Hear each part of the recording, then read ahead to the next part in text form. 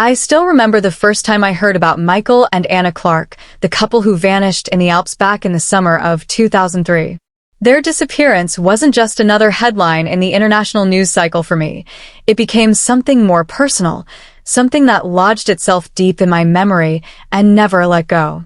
At the time, I was a young climber myself, full of restless energy and the burning desire to push past limits that most people would consider reckless. I read about their story in a crumpled newspaper at a hostel in Chamonix, France, after I had returned from a difficult climb on Mont Blanc. The article was short, matter-of-fact. American couple missing after failed summit attempt.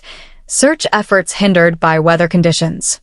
Their names were barely known, their photographs small and grainy, but something about the way the story was written struck me. It wasn't just about the danger of climbing, it was about a sudden vanishing, a brutal erasure of two people in a place so vast and unforgiving that even helicopters and rescue dogs could not trace their path. At that point in my life, I was no stranger to risk. I had chased storms in Colorado, hung from granite walls in Yosemite, and trudged through blizzards in the Rockies. But the Alps, with their towering white cathedrals of ice and stone, carried a different kind of myth. They were ancient, cruel, and magnificent all at once, their glaciers hiding secrets that could sleep for decades or even centuries. I had already lost 2 climbing friends to those mountains by 2003, so when I read about Michael and Anna, it hit me like a cold gust straight through the chest. I wondered what had really happened to them up there. Was it a fall? An avalanche? Or something quieter and more insidious, like exhaustion creeping in until their bodies simply gave up? The mystery lingered because the Alps had a way of swallowing people whole and keeping them hidden.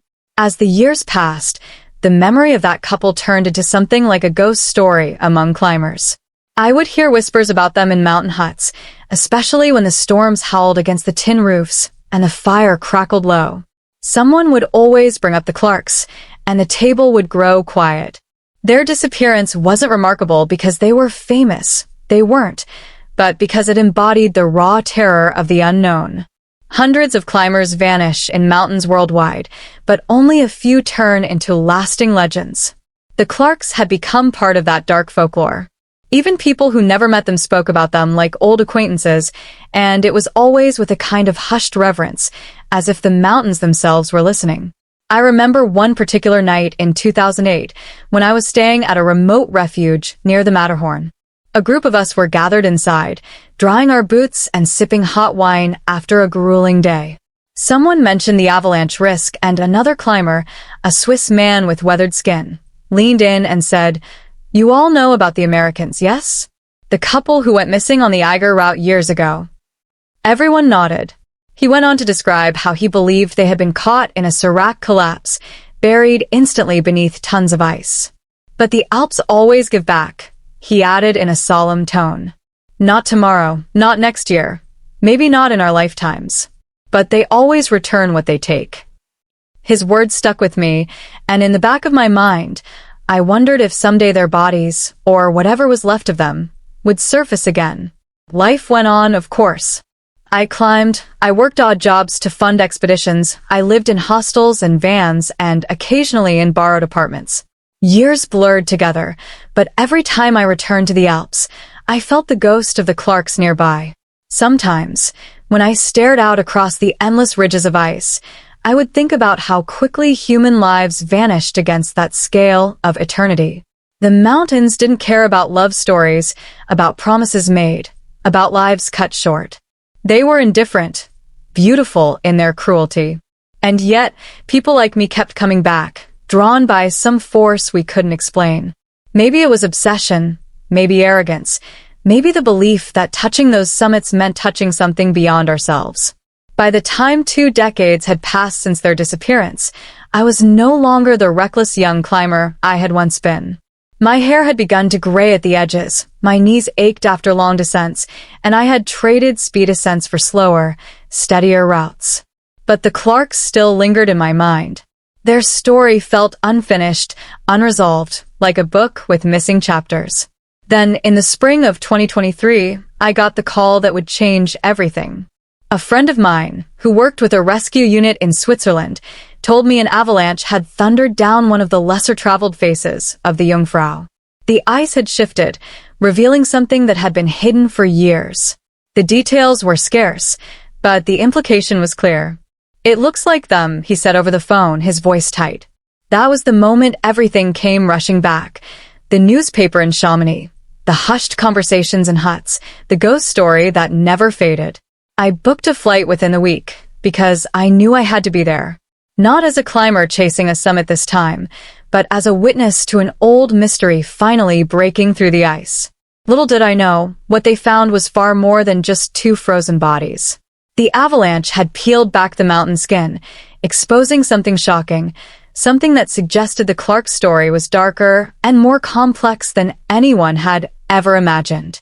When I arrived in Switzerland that spring, the air carried the scent of thawing snow and pine sap, mingling with the distant echo of avalanches rumbling deep within the valleys. The Alps were waking from winter, shedding their icy armor in violent bursts, and with every collapse of ice and stone came the possibility of revelations long buried. I took the train into Lauterbrunnen, the narrow valley where waterfalls plunge like silver ribbons from sheer cliffs, and from there I caught a cable car up toward Klein Skydeg. The ride was familiar. I had taken it countless times over the years. But this time, my pulse raced not because of the climb that lay ahead, but because of what I was about to see. The rescue team had cordoned off the site, a jagged slope beneath the Jungfrau's western flank where tons of ice had peeled away like old skin. It was there, beneath a mess of shattered seracs and hard-packed snow, that the Clarks had been found, or rather, what remained of them. The first sight of the recovery site stopped me cold. Orange flags marked the perimeter, and half a dozen men in bright rescue gear were clustered near an exposed section of ice. From a distance, it looked almost surgical. Men cutting carefully into a white canvas, as if the mountain itself were a patient on an operating table. But when I drew closer, I saw the grim reality. The bodies had been encased in ice, preserved in a kind of unnatural stillness, their limbs twisted but intact, their clothing shockingly vivid even after 20 years. Michael's red jacket was dulled but recognizable, while Anna's blue parka still bore the faded logo of an outdoor brand that had long since updated its design. Their faces, though waxy and pale, were eerily clear, as if they had been frozen yesterday. Time had not devoured them. It had only paused them, holding them hostage until the avalanche chose to release them. But it wasn't just their preservation that unsettled everyone at the site.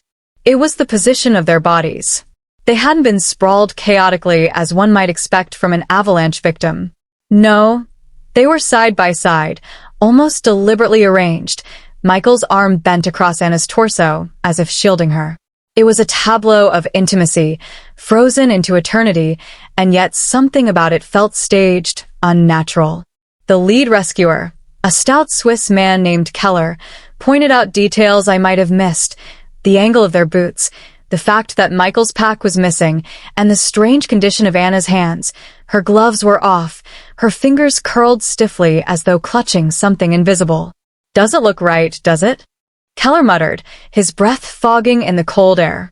The more we looked, the stranger it became.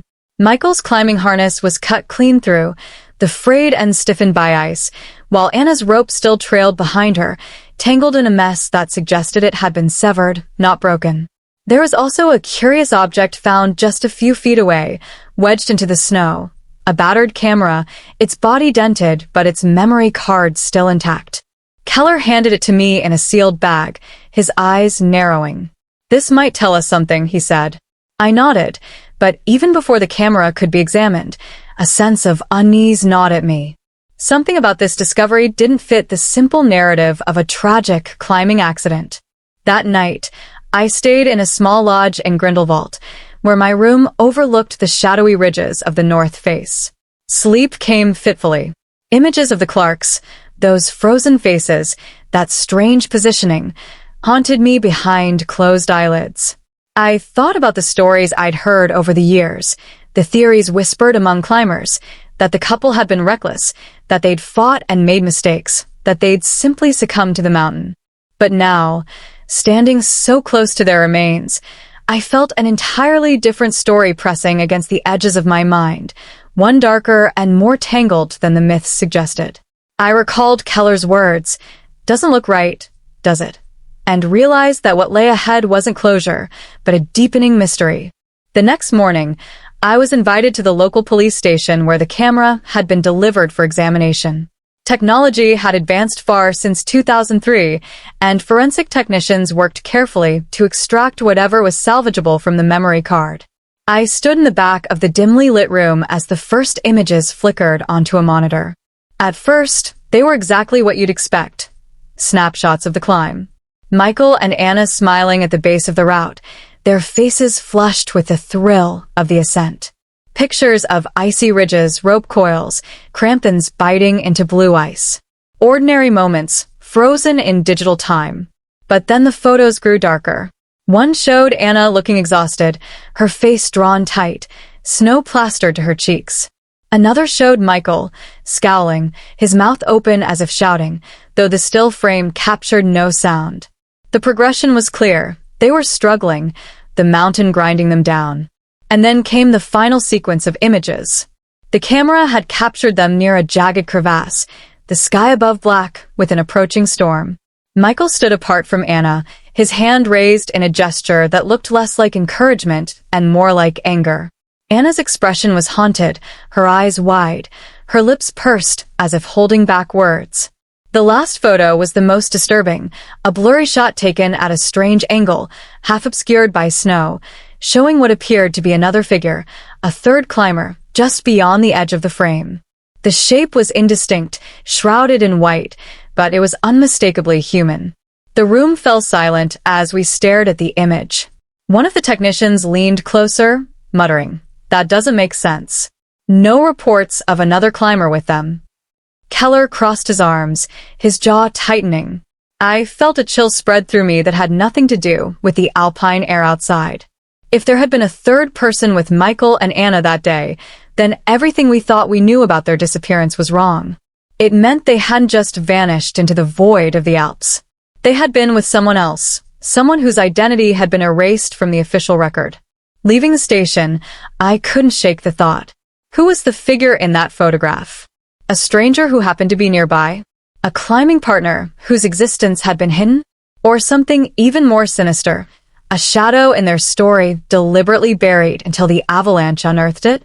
I walked the narrow streets of Grindelwald with these questions gnawing at me, my boots crunching on the cobblestones, my breath misting in the twilight. Somewhere, in the hush of those mountains, the truth had been sleeping for 2 decades, waiting for the ice to break. And now, piece by piece, it was clawing its way back into the light. His words landed heavily between us. Keller scribbled notes while I sat in silence, my mind racing. If Dieter was right, then the Clarks' final moments weren't spent alone. They were accompanied, perhaps haunted, by someone who had never been accounted for. But who? A local guide they'd secretly hired? A stranger they'd met and joined forces with?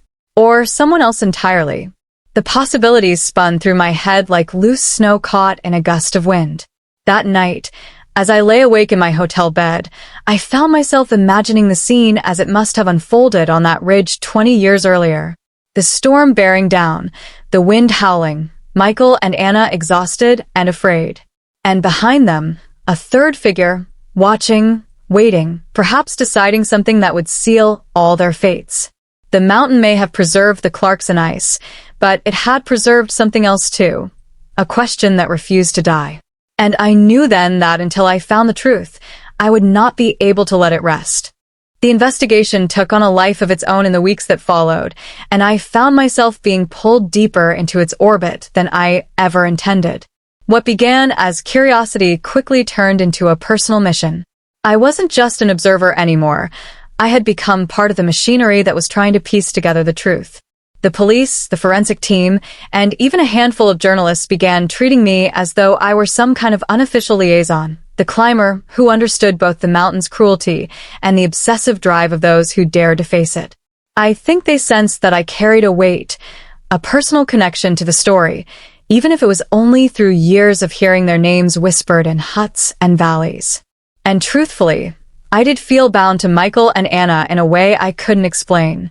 They had become symbols to me, symbols of the fragility of ambition, of how quickly the wilderness can turn love into loss.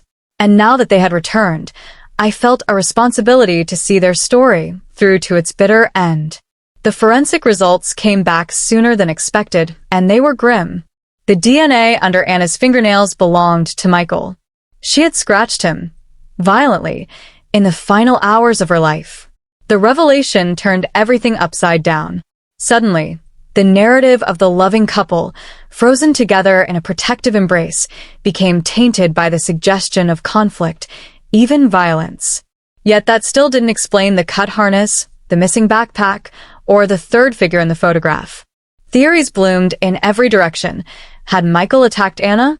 Had she defended herself? Or had both of them been caught in something orchestrated by another presence entirely? The more answers we received, the more tangled the mystery became. I remember sitting with Keller in a dim bar in Interlaken the night after the results were released. We nursed fears in silence for a long time before he finally spoke. "It's never simple up there," he said, his voice low and rough. "People think it's just the ice and the cold that kill, but the mountain only pushes you to the edge.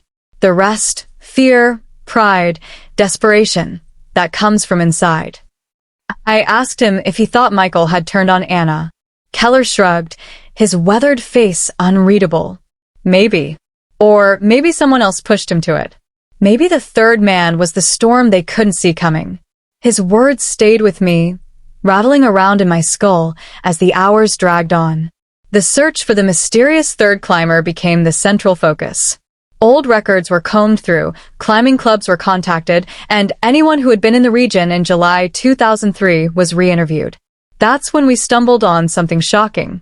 A British climber named Thomas Avery had been reported missing in the Alps that same summer, around the same time as the Clarks.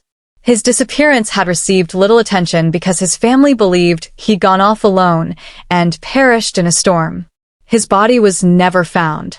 Avery was an experienced alpinist with a reputation for being unpredictable, even volatile. He often joined climbing parties at the last minute, earning him a reputation as both a brilliant partner and a dangerous liability. The description Rudy gave of the nameless man matched Avery almost perfectly: dark hair, pale eyes, quiet demeanor. Suddenly, the shadow in that photograph began to take shape. But even as this lead seemed promising, it opened new doors of confusion. If Avery had been with Michael and Anna, why was his disappearance recorded separately? Why hadn't his name ever been connected to theirs? And if he had died alongside them, why wasn't his body found encased in the same ice? Keller voiced what I was already thinking. If he's not there, then maybe he's the reason they are. The implication was chilling. Had Avery betrayed them, left them to die, or worse? Or had the storm scattered them in different directions, with the avalanche burying only the Clarks while Avery was lost elsewhere? Driven by these questions, I traveled to London to meet Avery's younger sister, Claire. She lived in a modest flat, her walls cluttered with photographs of her brother, him smiling on cliffsides, dangling from ropes, his eyes alight with the same hunger for mountains that I knew too well. Claire was wary of me at first, but once I explained why I had come, her defenses softened. She told me that Thomas was brilliant, yes, but troubled. He struggled with anger, with a restlessness that made him reckless. He was the kind of man who couldn't stand being second, she said quietly, fiddling with a chipped mug of tea. He hated the idea of being outshone. I think that's why he loved the mountains. They gave him a stage where no one else mattered. When I showed her the blurry photograph from the camera, her hand trembled. "That's him," she whispered. "Even through the snow, I'd know his stance anywhere." Her confirmation hit me like a hammer. The third figure wasn't a ghost or a trick of the storm. It was Avery. He had been there with Michael and Anna in their final hours. But the biggest question remained: what role had he played in their deaths? Claire admitted that her brother had a darker side, one she often feared would consume him. Thomas wanted glory, she said. He wanted his name remembered. If he thought Michael was stealing that from him, I don't know what he would have done. I left her flat with a hollow feeling in my chest. The Alps had always been dangerous, but the idea that human ambition and envy could twist into violence on those icy ridges unsettled me more than any avalanche ever could. As I walked the rainy London streets, I realized the Clarks hadn't just been victims of the mountain. They had been caught in a storm of human frailty, in a conflict that the snow had buried but never erased. And now, 20 years later, that storm was roaring back to life, demanding to be heard. The confirmation that Thomas Avery was the shadow in the photograph changed everything, not just for me, but for everyone tangled in the Clark story. The news leaked within days, igniting a fresh storm of speculation. Headlines in European and American newspapers blared. Missing British climber linked to 2003 Alpine tragedy, and couple's deaths no longer accident. Evidence suggests foul play. Reporters descended on Grindelwald, Interlaken, and even the hut where Rudy still lived, their cameras and microphones hungry for soundbites. But beyond the noise of media frenzy, those of us closest to the investigation felt a quiet dread. Because if Avery had been there, and if his body wasn't with the Clarks, then the only logical conclusion was that he had either survived the ordeal or vanished under circumstances that were never properly examined. And if he had survived, if he had climbed out of the storm while Michael and Anna froze, why had he never come forward? Why had he let the world believe he was dead? I wrestled with those questions as I pored over maps, reports, and weather logs from that fateful week in 2003. The storm that hit the Jungfrau had been one of the fiercest in a decade, collapsing seracs and wiping away trails. Rescue helicopters had been grounded for nearly 3 days. If Avery had broken away from the Clarks during that chaos, he might have descended a different route and slipped through the cracks of the official searches. Perhaps he had reached safety and then, for reasons only he knew, chosen silence. Perhaps he had carried guilt or a secret so heavy that disappearing had seemed easier than living with it. But what secret was large enough to erase himself from the world? I kept circling back to the photograph, that blurry frame where Avery lingered just outside the focus of the lens. Michael and Anna's faces had been etched with exhaustion and fear, but Avery, though indistinct, appeared upright, steady, almost calm. It was as though he had been watching, not participating, an observer in their unraveling. That still image carried a cruelty I couldn't shake. The cut harness, the missing pack, Anna's desperate claw marks on Michael's ribs. Did those threads weave back to Avery's hands? To chase answers, I returned to Switzerland and hiked part of the same route the Clarks had taken. The ice had shifted dramatically in 20 years, but remnants remained. The jagged lip of the glacier, the narrow ridges where crampons once bit into frozen stone, the looming crevasse that appeared in the photos. Standing there, the silence pressed heavy against my ears. I imagined the three of them huddled against the wind, the storm closing in, voices raised in argument that the snow quickly swallowed. And I imagined one pair of boots turning away, leaving two figures behind to fight the mountain and each other. Later that night, Keller showed me something the forensic team had overlooked at first, fragments of a notebook, pressed flat in the ice near where Michael's pack should have been. Most of the pages had dissolved into pulp, but a few sentences were legible. The handwriting matched Michael's. One line in particular made my stomach twist. "He doesn't trust me. She doesn't see it yet." The words were hurried, jagged, as though written in fear. They didn't name Avery outright, but in light of everything we knew, the implication was clear. Michael had felt threatened, not just by the storm, but by the man climbing beside him. The discovery of that note deepened the rift in how people interpreted the tragedy. Some insisted Michael had grown paranoid and lashed out at Anna, his fear twisting into violence, while others believed Avery had manipulated the situation, pitting them against each other until chaos consumed them. I found myself caught between both possibilities, unable to settle on a truth. The mountains had a way of warping reality. Exhaustion, cold, and hunger could make monsters of even the kindest souls. But I couldn't shake the feeling that Avery's absence from the ice was deliberate. He had chosen not to be found. I decided to hunt for any trace of Avery's life after 2003. If he had lived, he would have needed food, shelter, perhaps even forged documents to disappear. I spoke to old guides, border officials, even hospital staff in nearby towns. Most shook their heads, but one retired nurse in Bern recalled something strange. A man treated for frostbite in July 2003 who refused to give his name. She remembered his pale eyes, his clipped British accent, and the scar along his jaw. He had vanished from the hospital before paperwork could be filed. When she described him, I knew it was Avery. He had walked away from that storm alive. That revelation both thrilled and horrified me. On one hand, it explained the gaps. On the other, it suggested something darker, that Avery had deliberately abandoned the Clarks and then erased himself to escape the fallout. But what if it wasn't just abandonment? What if he had done more? Cut ropes, taken gear, forced them into impossible choices. The thought festered like a wound. I lay awake at night replaying every detail, feeling as though Avery himself were still out there, lurking in the shadows of the Alps, a ghost of flesh and blood. As weeks turned into months, the case began to slip from the headlines. Journalists moved on, tourists filled the valleys, and the Alps settled back into their ancient rhythms. But I couldn't move on. The Clarks' faces haunted me, their frozen tableau playing behind my eyes whenever I closed them. And Avery's shadow, half seen, half known, followed me everywhere. It wasn't enough to know he had lived. I needed to know what he had done, and why he had chosen silence for 20 long years. I knew, deep in my bones, that the Avalanche hadn't just revealed frozen bodies. It had unearthed a secret that was still alive, still unfinished, waiting for someone like me to chase it down to its end. The search for Thomas Avery consumed me entirely.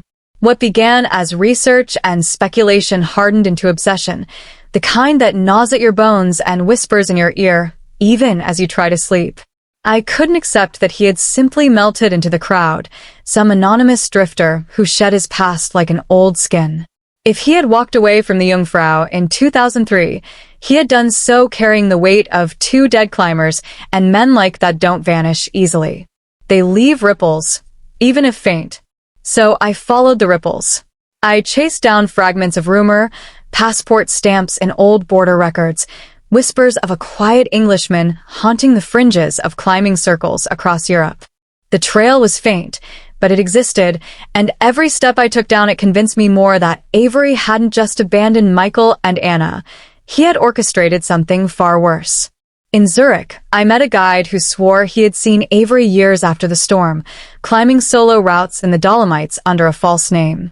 In Chamonix, a bartender remembered a pale-eyed Englishman who drank alone and spoke rarely, but paid in cash and disappeared before anyone could ask questions. These were scraps, nothing more, but they painted a picture of a man who was alive, restless, and running from something. I pieced together a path that stretched south into Italy, then east into Slovenia, where the jagged Julian Alps swallowed loners like Avery whole. Each account carried the same thread, a man who seemed haunted, solitary, dangerous in the quiet way predators are. The deeper I dug, the more I began to understand why the Clarks' tragedy had always felt unfinished. It wasn't just that their bodies had been hidden. It was that the man who had been with them had survived and slipped into the shadows, carrying his guilt, or perhaps his triumph, with him. What if Avery hadn't just outlasted them? What if he had engineered their deaths? The forensic evidence whispered it.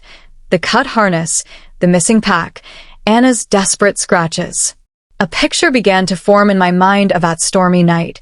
Michael and Anna struggling, Avery looming over them, choices being made in the chaos that sealed their fates. Whether he pushed, cut, or simply walked away, he had left them to die. I couldn't let it go. I returned to Claire in London, hoping she might offer some hidden clue, some family story that explained her brother's choices. She greeted me warily, her eyes shadowed with the exhaustion of someone who had lived too long under the shadow of absence. When I pressed her, she finally admitted something she had never told the police. Weeks after Thomas was declared missing, she received a postcard. No return address, no signature, just a photograph of a mountain lake in northern Italy and 3 words scrawled on the back. Still climbing. Forgive me. She had buried it in a drawer, too ashamed to reveal it, fearing what it might mean. When she handed it to me, her hands trembled.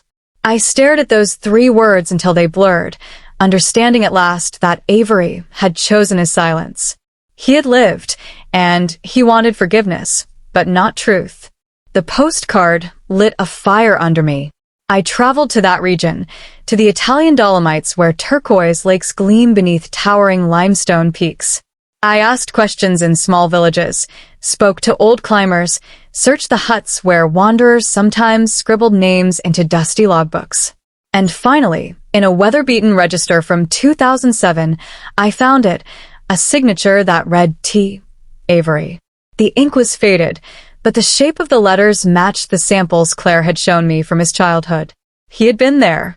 He had walked into those mountains, years after the Clarks were frozen into the ice, alive and unburdened enough to keep climbing. The realization shook me to my core. He wasn't just a ghost story. He was flesh, blood, and will, and he had chosen to keep living while 2 others lay entombed in the Alps. Yet finding proof of his survival didn't bring me peace. It brought anger, a deep, festering anger that burned in my chest. I thought of Michael's hurried scrawl in his notebook. He doesn't trust me, and Anna's frozen face, her hands clawing against a fate she must have felt closing in.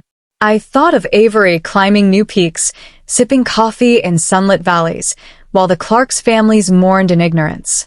It felt like an injustice, so profound it demanded correction, even after 20 years. For the first time, I wondered if my pursuit was no longer about truth, but about vengeance. I kept searching, moving further east, tracing whispers of Avery across Europe. The more I dug, the more I realized I wasn't the only one asking questions. In Ljubljana, a climber warned me that others had been looking for a man who fit Avery's description, people who weren't journalists, weren't family, but something else. Their interest wasn't in telling the story. It was in silencing it. Whether Avery had debts, enemies, or secrets darker than even I imagined, I couldn't yet tell. But I knew then that this trail was no longer just about solving a mystery. It was about stepping into a web where others had their own stakes, their own motives, and where truth could be as dangerous as the storm that had swallowed Michael and Anna all those years ago. By the time summer waned, I realized something terrifying. The avalanche hadn't just uncovered frozen bodies. It had unleashed a chain of events still in motion. Avery wasn't just the ghost of the past. I believed he was still out there, older now, perhaps more desperate, but alive. And if he was alive, then somewhere, somehow, he knew that the world had begun to circle back toward him. He knew the shadows of the Alps were shifting, and the secret he had buried beneath 20 years of silence was clawing back into the light. I often wonder what drove me to keep going when every rational part of me told me to stop. By the time I reached that final stage of my search for Thomas Avery, I was less a man of reason and more a vessel for obsession, carrying the Clarks' story like a torch I couldn't extinguish. 20 years after they vanished, their bodies had returned to the world, but the truth remained elusive, half-shrouded in storm clouds and fractured memories. I had crossed countries, sifted through half-rotted logbooks, interrogated strangers in taverns and huts, pieced together fragments that most would dismiss as coincidence. And yet every fragment carried weight. Every clue, however small, whispered the same message. Avery had survived, Avery had hidden, and Avery had carried with him the darkness of what happened on that mountain. Whether he was murderer, coward, or something in between, he was still out there, and the shadow he cast stretched long across the Alps. In late autumn of 2023, my path led me to a remote village in the Slovenian highlands, where the forests pressed thick against the slopes and fog curled like smoke through the valleys. I had come chasing a rumor, a half-drunk story told by a climber in Ljubljana about an old Englishman who lived in isolation, venturing into the mountains alone and returning with eyes as hollow as the caves he wandered. The village was small, barely more than a scattering of cottages and a church spire, but the locals knew who I was asking about before I even said his name. They called him the ghost with pale eyes. He rented a shack on the outskirts, kept to himself, and spoke to no one. When I walked that dirt track to his door, my heart pounded harder than it ever had on any mountain. The shack was little more than a skeleton of wood and stone, leaning into the hillside as though even it wanted to hide. Smoke curled from a crooked chimney. I knocked, and after a long silence, the door creaked open. There he stood, older, thinner, his hair gone white, but the pale eyes unmistakable. Thomas Avery. For a moment, the years collapsed, and I saw him not as the frail man before me, but as the blurry figure in the photograph, a shadow at the edge of Michael and Anna's final moments. His gaze fixed on me with weary recognition, as though he had been expecting this encounter all along. We spoke inside, the dim light of a single lantern throwing long shadows against the walls. He didn't deny who he was. He didn't ask how I had found him. Instead, he poured us both cups of bitter tea and said, "You've come for the truth." His voice was rough, scraped raw by years of solitude. And then, piece by piece, he began to tell me his story. According to Avery, the storm on the Jungfrau had been worse than anyone could imagine. Visibility had dropped to nothing, winds screaming like banshees across the ridges. He admitted he had joined Michael and Anna at the hut, uninvited, sensing their inexperience on the chosen route. "I thought they would slow me down," he confessed. "But I also thought maybe I could use them. Maybe safety in numbers." As the storm closed in, tensions rose. Michael resented Avery's presence, and Avery, in turn, resented Michael's authority. Anna tried to mediate, but exhaustion wore her thin. Avery claimed that ropes tangled, anchors failed, and somewhere in that chaos Michael lashed out, accusing him of sabotage. "He didn't trust me," Avery said, echoing the words in Michael's notebook. And maybe he was right not to. When I pressed him about Anna's scratches, his eyes flickered with something I couldn't read. Guilt, anger, maybe both. He admitted there had been a struggle, but not how it ended. He said only that in the storm, choices blurred between survival and betrayal. "I cut the rope," he whispered finally. "I thought it was the only way to save myself. I told myself they were already lost. But I've lived with that lie every day since." His hands trembled as he spoke, the tea sloshing in his cup. I stared at him, hearing the echo of Keller's words. "The mountain only pushes you to the edge. The rest comes from inside." Avery had been pushed to the edge, and he had chosen himself. The weight of his confession pressed heavy on the air. For 2 decades, the Clarks families had mourned in ignorance, believing nature had claimed them. But the truth was uglier.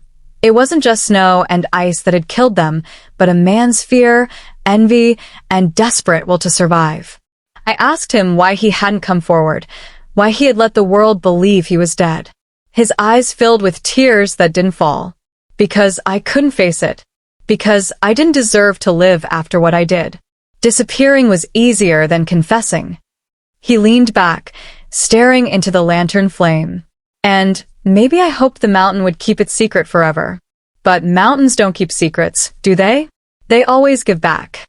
I left his shack in silence, the confession ringing in my ears like an avalanche breaking loose. I didn't report him to the police. I didn't drag him back into the light of cameras and courts. He was already a prisoner, shackled by guilt that no cell could match. But I carried his words with me, and I knew I would never forget them. Michael and Anna's story had ended on that frozen slope, but the truth of it had lived on in Avery's silence, festering until the avalanche forced it to the surface. Now, whenever I return to the Alps, I think of them all. The Clarks, entombed for 2 decades in ice. Avery, rotting slowly under the weight of his own conscience. And myself, forever marked by the shadows of a story I couldn't let go. The mountains stand eternal, indifferent to our struggles, their glaciers shifting, their avalanches roaring, their secrets waiting to be uncovered. And I understand now, more than ever, what that Swiss climber told me years ago in the refuge. The Alps always give back. Not on our timeline, not in the way we expect, but in their own cruel, unyielding rhythm. Michael and Anna were gone, their love story twisted into tragedy. Avery was alive, but only barely, consumed by what he had done. And me, I became the keeper of their tale, the witness to a truth that would have otherwise remained buried. The avalanche had revealed more than frozen bodies. It had revealed the darkness of human frailty, the choices we make when the storm closes in, and the shadows that follow us down the mountain long after the snow has settled.